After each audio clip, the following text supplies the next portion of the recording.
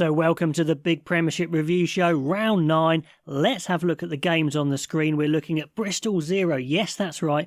The Bears score no points at home. The side that scores the most points, the side that you just can't stop scoring. Well, Sale Sharks stop them scoring. Astonishing result. The Sharks brilliant, 38 points away from home, bonus point, and the Bears 0. That was amazing. Shot them up the table. I'll show you the table in a minute. Then Bath, they really took advantage of Saracens having a horror show. As Mark McCall says here, it was ugly and horrible, horrible and ugly. Whatever way you put it round, it was awful for them. And when a side is struggling, you take advantage, and that's what Bath did, 68 points. Wow, even though obviously Saracens down to 14 for the whole game, still that's the way you do it. And a similar story for Northampton Saints. Newcastle weren't down a man for the whole game, but it kind of looked like it, completely outclassed. Newcastle, they've got those 2 wins already, but it probably won't be enough. I think it won't be enough anyway, because Exeter did get their win, but 61 points for the Saints, even though the opposition wasn't really up to a lot. Then we had the big game at Twickenham. It's called the big game, and it was a draw. And I think that was about right, actually. A crazy game to watch. Very exciting. Not perfect for both sides, either way, but it was definitely an interesting watch. And then finally on Sunday, Exeter get their win at last. Their first win in the Premiership this season. Only just, but they get it done against a rather disappointing Gloucester who looked so good defensively last game. Here they'll be disappointed, although it was away from home, 22-15. So here's the table after round 9. Bath looking really strong there, 39 points. With the strength and depth in that squad, I just don't see them going anywhere from that top 4. Especially Bristol hang on there in second. The big winners of the round were Sale and Exeter. They push up. Sale pushing down Saracens and Leicester. Leicester just going out of that top 4, although it's very tight there. Gloucester don't go anywhere, as do Harlequins and Saints, but they're the big swap at the bottom there. Exeter getting off the foot of the table. And maybe that's how it's going to stay. Can Newcastle have a big home performance in them? To be honest, they might even start thinking about sending really weak sides away from home and just targeting a couple of home games to try and save their chances of not being in a playoff for that relegation. Anyway, starting to hot up there. Great news for Bath, though, in this round. So on to Bristol 0, Sale 38. Earlier in this season, or for the whole of this season, the Bears' attack had been pretty unstoppable. Also, it has to be said, Bristol didn't have McGinty at fly half, which definitely didn't help. Those halfbacks had a poor game actually completely. Sale were fully stacked, and I think that was fairly important. You had all of the Dupree brothers, both of the Curry brothers, and all their other big dogs like Ford, etc. So they were looking stacked. He had a young scrum half, Rafi Quirk, getting a rare start, and he really looked sharp, definitely back to his accelerating best after his long injury layoff. So that was impressive, and he showed that coming off a maul, and the Bristol forwards just too slow. Literally no one calls ball out. They're all still in there, or maybe they're held in there, I don't know. Also the forwards who are standing out over drift, so just poor defence all round from Bristol, and he goes absolutely flying over. His fellow England hopeful scrum half Harry Randall just can't chase him down. That's his USP, his unbelievable speed, the fastest scrum half in the Premiership, so that's 0-7 straight off the bat. And apart from that, it's that Sale defence that is so impressive.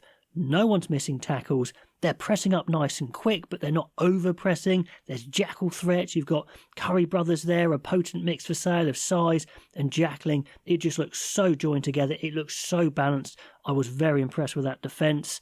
Harry Randall, like I said, the halfbacks for Bristol really struggling. His kicking game was off, 1 out on the full, then 1 charge down early on. And I made a note, it was 15 minutes in and absolutely no breaks, very unlike Bristol. And I was watching for those breaks and it took ages for them to happen. Their young fly half Worsley definitely had a bit of an issue. He missed 150-22, then a poor penalty kick to touch, missed completely. No, it was, a new thing for him to start in the Premiership, but still, they both really struggled. Randall trying to make it happen, forcing a pass, but it was massively forward, so really poor stuff from those halfbacks. Then 90 minutes in, Bevan Rod and Apoka Fajor win a big scrum penalty. Everything is going Sale's way.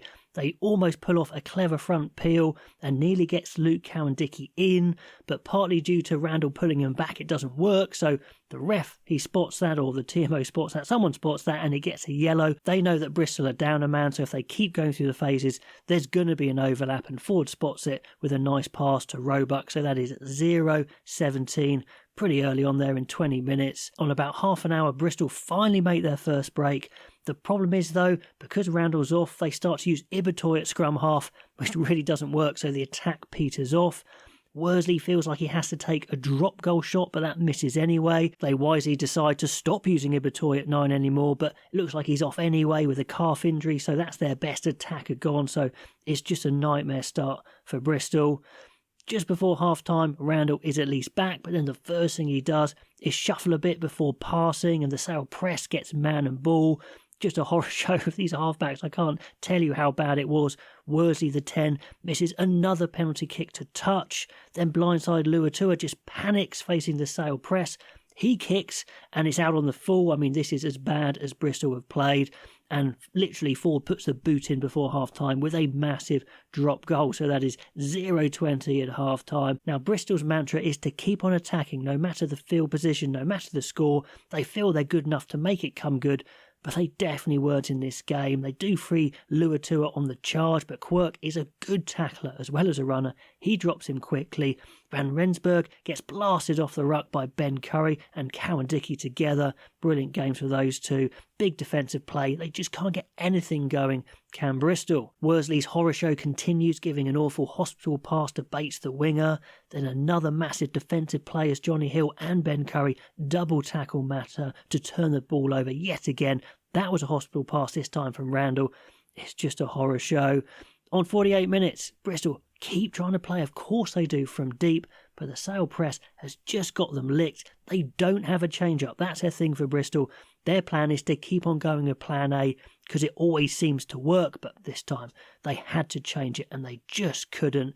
Anyway, Ben Curry puts himself right in the passing lane and Fitzhardin gives him the ball for a walk-in. Talk about completely having Bristol's number. They know exactly where to be and what to do in defence, and Bristol just play into their hands. So that's 0-30. It's a crazy score.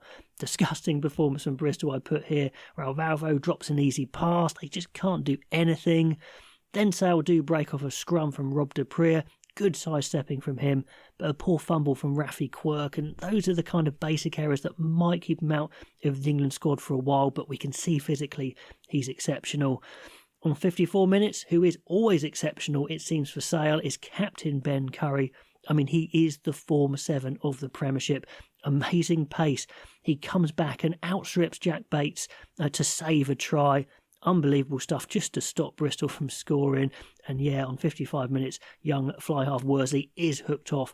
A game to forget for him for sure. I'm sure he'll be better in other games, but yeah, he'll have nightmares about that one. On 56 minutes, Sale work Roebuck really nicely down the left, but their back rucking isn't as good as the forwards, it seems. You know, Flaherty and Bedlow get their body positions all over the place. That was pretty rubbish for Sale. And Sale, they weren't perfect in this game, but they just had that number on Bristol in their defence, and you know, they made some good scores in the end.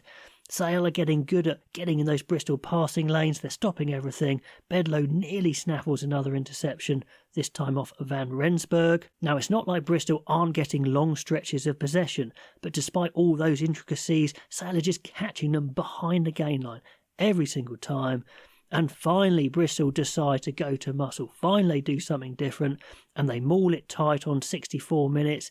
They get tight within 1 minute, and so ironic, the minute they go back to the normal passing game, Sale get in the passing lanes. O'Flaherty hoovers up an interception and bursts 50 metres clear. Quirk showing unbelievable pace to get up with him in support. And then he does the 1-2, and in goes O'Flaherty for an unbelievable breakaway finish. So just when it looked like Bristol was starting to get it together, they give away another try, 0-38. This was an absolute horror show. I mean, Bristol just keep trying and trying, but every time they cut down, 5 minutes to go, they get the ball wide, but Joe Carpenter, showing what a class fullback he is, screams across with a textbook cover tackle. Love to see that from your fullback. That's what you need, someone making a tackle, just coming out of the blue in scramble. So there we go. It is the big fat bagel for Bristol. Who'd have thought it? 0-38 at home. Horror show for them. They've got to forget that completely. Hopefully it doesn't shake their confidence too much, but Sale, they are on the up indeed. And at the recreation ground, it was another party with Bath 68, Saracens 10. I think I read it was like a record win over Saracens. Yes, Saracens played pretty much the whole game with 14 men, so that wasn't good. I mean, it started with a penalty try and a yellow card for Liam Williams for a slap forward. Then Openside Knights gets a red for a shoulder to the head. I mean, it's not the worst red I've seen, but if you don't dip, these things could happen at any point. And even with 14 men, sides would want to keep it a bit tighter, but you could say that Saracens weren't at full strength. They were rotating, say, their props. They were having a young 12 in there, Ollie Hartley, who I'm interested in, but didn't look so good in this game, I guess, because Saracens were so outclassed. Theo McFarland, their best forward, in my opinion, got injured early. Tobias Elliott was off early. So, it's literally a recipe for disaster, and Bath provided that disaster.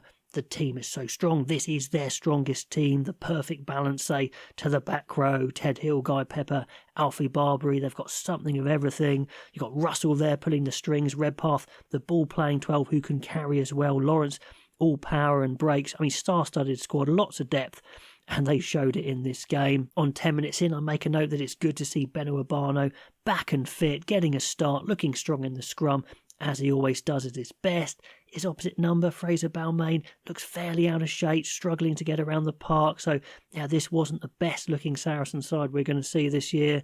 Let's talk about that Toby Knight high tackle on Ollie Lawrence. Wasn't the worst, like I said. He was dipping a touch, I guess. But if you try and stay on your feet in the tackle, as defensive coaches teach them to do, this thing's going to happen occasionally, but they don't really seem to be interested in changing what the players are doing. So that debate's been had by me a lot, so we'll leave that one again. But then straight after the red card, we get a scary, powerful try. Just the way that the carries are so hard. Ted Hill obliterates Alex Lazowski. He literally explodes out of the way. Again, going bolt upright. Hate it anyway. Now, Saracens had some good attacking positions in the first half, but couldn't execute anything as well. Also worth noting that the class player that Liam Williams is and was, he has lost pretty much all of his pace. We saw that on one break he tried to make on the outside, and it was really slow going. Yep, Saracens didn't roll over, but no, they didn't do anything either. I like the way that Bath mix up the power with the opportunism, and that's what you get when you have Finn Russell behind a dominant pack with some class players outside him. They look like Premiership, Championship material for sure, but of course in a playoff and a final, anything can happen. Other England player watch, Ollie Lawrence looked really sharp and powerful in attack at 13, which is probably not where he's going to play for England. Anyway, we'll talk about that again. He creates a try all by himself for Thokanasiga, beating two men, and an offload out the back of the hand. Quality stuff from Lawrence. Spencer looks really good as well. He's got his big kicks, of course, but showed some good opportunism, dummying, then showing good pace to break blind. So he dummied open, went blind, and put the horse Will Muir in for a good try just before half-time for a pretty much unassailable lead of 28-3 when they're down to 14 anyway. And they just kept relentlessly pouring on the power, and they end up 68-10. Massive win for Bath, bonus point. Saracens, what should they do after this one? Well, just forget it. Go back to the drawing board. They're going to be a lot better, that's for sure. Then it was party time at Franklin's Gardens. Northampton 61, another 0, this time to Newcastle. Last week, the Falcons, they lost pretty hard, but they were competitive against Bath. But anyway, this week, they weren't really that competitive. It's fairly embarrassing. Steve Diamond said, it's pretty rubbish. We've got a bare-bones squad. 9-hour coach trip, apparently, which doesn't help. But again, in top-level sport, there may be reasons, but there's never excuses. It wasn't a post-training run for the Saints, but goodness me, it definitely builds confidence as they get to run all their moves, get to run loads of attacking plays off each other, and they actually had some decent defensive practice as well. They just didn't let Newcastle through. So not much point breaking down the whole of this game as it was such of a rout, but who looks good? Well, the first try was really nicely set up, 2 power carries, and then George Hendy worked into the line, showing he's got some great pace. We know Henry Pollock's a machine of a carrier. Talk about hitting above his weight. I mean, there's no way I thought this 19-year-old open side would be so effective this year as first choice number 8. I don't think anyone saw that coming. Locks Alex Coles looks really athletic and fresh. He looks very well primed for the Six Nations. Will he get many minutes? That is the question. I think he deserves it on his form. And we got lots of phases, and Trevor Davison, of all people, has a brace of tries within 10 minutes, so just shows you how much of a rout it is. Loads of missed tackles from Newcastle, doesn't help. Almost no ruck pressure, doesn't help. And Saints can just really do what they want in attack, and literally on 40 minutes the Falcons are sleeping, the ref gives a penalty. You know when it's not your day, when you had a long trip on the coach, you just nod on it. They stand around looking about, and Mitchell taps and goes to score. So after 50 minutes, the game is gone, bonus point 1, and if England want to play a big ball-carrying number 7, then Tom Pearson is your man, and he showed in this game he's good over the ball as well. And like I said, towards the end of the second half, Newcastle did have big phases of attacking possession, and it just gave Saints a good workout in defence, and they'll be pleased with that as well, because they didn't let them cross the line. So not much point really talking about this game much more. Just a really good psychological pick-me-up for the Saints, who were on a bit of a downer, and for Newcastle, a right kick in the teeth. Like I said, they're going to have to really target some home games and be really strategic about this. Then on to Harlequins v Leicester, 34 all, a draw at the end there. Very exciting. These big games at Twickenham are always exciting, but I don't think these two teams look like championship material to me. Too many holes in them. They play in very different ways as well, but it ended up as a deserved draw, I would say. I think they're about on the same level. Let me know if you think I'm wrong. I'm surprised the players could see anything for the first 5 minutes. Kind of a metric ton of pyrotechnics. Might have been a bit over the top, but it was a big game, of course, at Twickenham. Last week against Gloucester, Quins couldn't make a breakthrough. This time they do very early on, as Murley shows brilliant pace in this game. He looked really, really sharp. I know I'm having that debate kind of internally and on video saying, should we pick Slightholme or Murley, or both, I guess, and I think it's really, really close between the two. But then there's a kick from JVP that goes straight down Marcus Smith's throat, and his counter-attack is the best part of his game. Maybe he's not quite as good as playing in the face as, say, Finn Smith, but creating stuff with his running game is what he does, and I think it's one of the reasons he's going to be a British Lion, because you can cover 15 as well for him. Anyway, he steps Montoya, who you don't want marking Smith there, and he creates the try for Jack Walker, who probably is a beneficiary of being the slowest back, actually, because he's in the right place to take the offload as Smith breaks past him. But anyway, a bit of luck there for Walker, but a good try. 7-3. Now, one thing I've been asking from the Tigers this season is a bit more in attack, a bit more ingenuity, and they can do it, and they showed it in this game at times. On 8 minutes, good off the top ball, off the line out. They seem to be making good ground. It's going so well. And why do they kick it away? They do this sometimes. Pollard choosing to kick the ball in behind Quins and just give them an easy exit. I don't know why they keep going when their attack looks so good. On the next Tigers attack, they do keep the ball in hand, and it pays off. Cracknell from 8 was brilliant this game. He slips off Finn Baxter, who has definitely slipped off a lot in his form. Or was he not that great in the first place? Was he overrated, as some of you guys say? I don't know, because he was good last season. He was good in the summer against New Zealand. I don't know what's going on there. But anyway, he misses a tackle. Raffel's in support. Dan Kelly's in the centre, which gives the Tigers such great passing range, and he gives a really good one to Ollie Hassel-Collins in space, slips Anianwu, who's been a bit disappointing as well. He streaks to within 5 metres, in Cater, who is a good player, but we'll see his downside later. He plays flat, nicely slipping the ball out the back to Pollard, who finds Hassel-Collins again for a walk-in. One of the best tries the Tigers have scored this season. What a game. You think game on at this point. 7-10. On 16 minutes, Quins get the chance from 2 mauls, but the second one badly mucked up by Walker to Lamb from quite a simple front throw. Yeah, pretty scrappy stuff from both sides in this game, as well as a few bits of good stuff. Stewart knocks on an easy high ball. Marcus Smith runs into trouble without any support, which is something he can do. Then on 20 minutes, much better from Freddie Stewart as he dummies off a kick return. Beard buys it completely. Kenningham can't get close to him. You have to say Kenningham's bulked up this season, but he has sacrificed some agility, that's for sure. Stewart bursts 30 metres, sets up a perfect open play finish there as Cater dummies and goes over. Good start for Cater. Really good execution of 2 counter-attack tries. And it looks like Leicester have Quins on the ropes a bit. They've got them in all sorts of problems on 25 minutes. Montoya jackals nicely. They have lots of attacks in the 22. A line out from 5 metres. They set up the maul as they probably should. And Henderson, the second row, just drops it in the act of trying to set up that maul. Don Brandt, very quick, picks it up. Dummies nicely. He breaks and feeds the gas of Caden Murley. Goodness me, he has got rocket shoes. And he beats Freddie Stewart in the backfield. Freddie Stewart does what you should do in the textbook. He shows a little bit of an outside break with the touchline as your friend, but he's just not quick enough. He can't make the tackle. Obviously, if he chases across too far, he's going to get stepped easily. You could say it was tricky, but top-level fullback should be getting at least close to making that tackle, and Murley made him look silly, and that is the big downside of Stewart's game. Nothing he can do about it. He's just not that quick, although he can do some good stuff like we saw on the counter-attack. So that was 14-17. Now, defensively, both sides weren't looking great. Finn Baxter, a really bad mistake. He folds around a ruck to get in the guard position. The ball's ready to be played, but he carries on drifting and just leaves a gap for JVP to break straight through. So good break from Van Portfleet, but what on earth is Baxter doing? No idea. Kenningham's Cossey at the breakdown, and Leicester get a penalty for their trouble, so it's 14-20.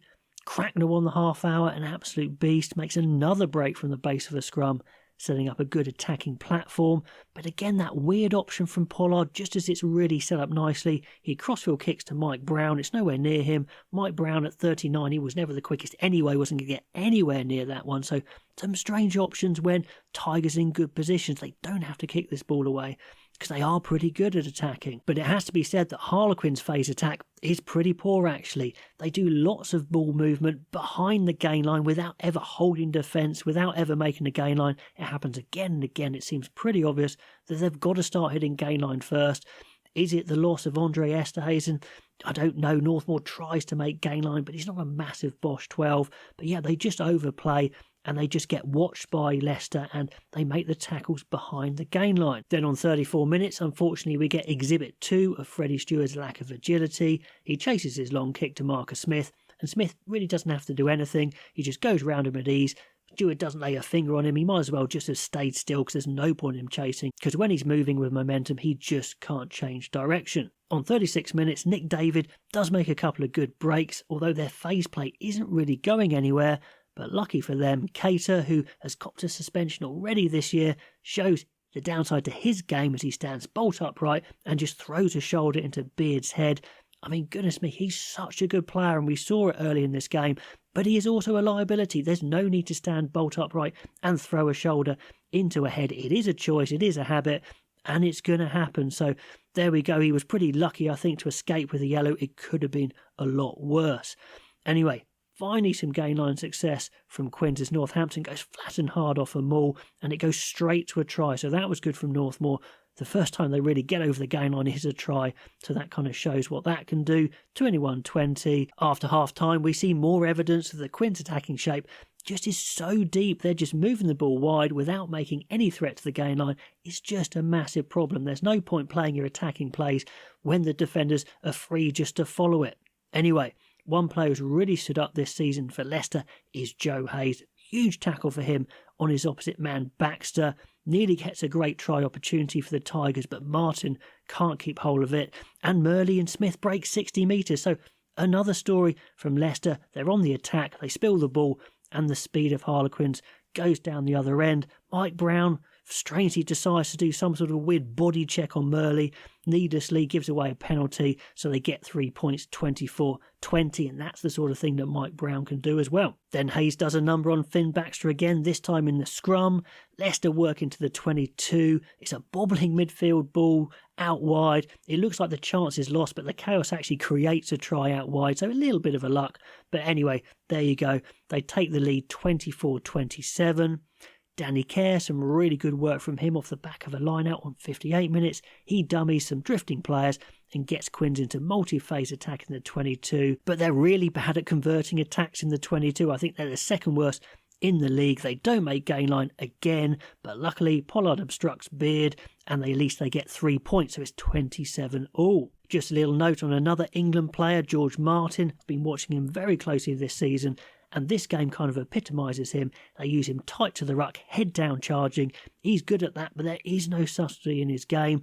We saw another guy, Courtney Lords, another big second row / back row, change up his game when he put footwork onto his carries.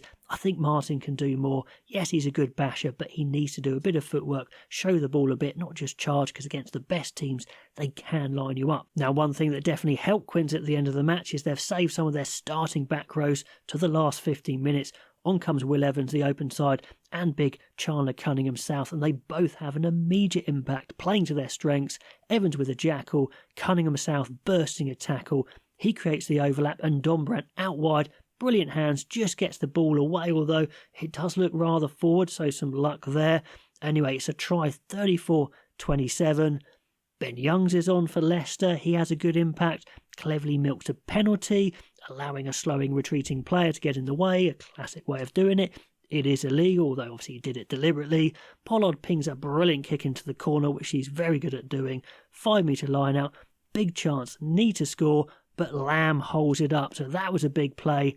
Tigers are finishing the game on the attack, though definitely Harlequins are trying to hold on to this lead, which is never a good position to be in. They're pushing for the score. Now finally one of Pollard's dab kicks over the top pays off, they pound the line, and Dan Cole of all people goes over the line for the score. Good conversion, and it is 34-all. So a harem-scarum game, very exciting, although both sides pretty porous in defence and not the complete article, but yeah, about even, 34-all. Good game to watch at least. Then the final game of the round was maybe the most consequential. Exeter 22, Gloucester 15. Finally it's happened. They get their first win. They're off the bottom of the table, out of that relegation playoff zone. Newcastle may well stay there, although it's still very close. The winning margin, 7 points, and that was the gift that Seb Blake and his lifters gave Exeter early on. It's partly a poor lob throw, a bit too high. It's partly a very slow lift as well. Either way, it plops into Dan Frost's hands and he just flies over unopposed. That's the sort of break you need when you're struggling in the Premiership. The second try was their own work though. They grind the Gloucester line, narrow up their defence, and Slade, still operating at 10, he puts just enough on the crossfield kick for inside centre Towie to score. So that resulted in a healthy 14-3 half-time lead. However, inside centre Towie went from hero to villain just after half-time. They're clearly trying to desperately work that ball wide, but Towie just shovels the ball on without looking, and Anscombe's up in the face and he gobbles it up to score. So, it was head in the hand sort of stuff from Towie the instant he released the ball, but big mistake, 14-10.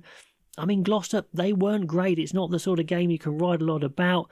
They had a slow rolling maul that got Jamal Ford-Robertson over to take the lead, but then Exeter push for the score. They get a deserved win. It's decent go forward ball, but some poor tackles as well from Gloucester, who were so good in defence in the last round. Lewis Ludlow and Tuasui, they were backtracking a bit, but they both miss a tackle on Molina, who wasn't travelling at his fastest. That gets momentum in the attack. Tuima goes close and Iosefa Scott finishes it off with his size. So a little bit of luck, but there was one each way, and I think they do deserve the win. But hey, Gloucester weren't the best, but you've got to make the most of it at home.